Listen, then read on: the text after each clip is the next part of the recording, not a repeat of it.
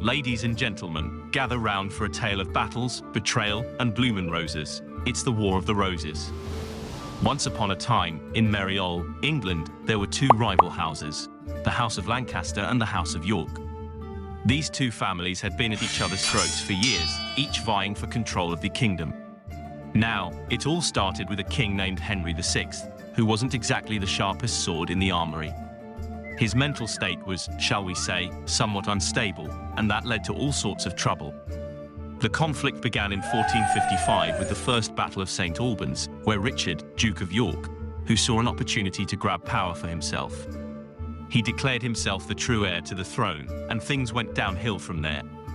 The two sides clashed in a series of battles that would make even the toughest knight tremble in his chainmail. There was the Battle of Wakefield, where Richard was killed and had his head impaled on a pike. Yikes. Then came the Battle of Towton, where the Yorkists emerged victorious after a bloody brawl that lasted for hours. But the war wasn't over yet. The Lancastrians fought back, led by a fiery young woman named Margaret of Anjou. She was the wife of King Henry VI, known for her military leadership and political acumen. She rallied her troops and won a few battles of her own, but it was all for naught. In the end, the Yorkists triumphed and Edward IV took the throne. But what about the roses, you ask?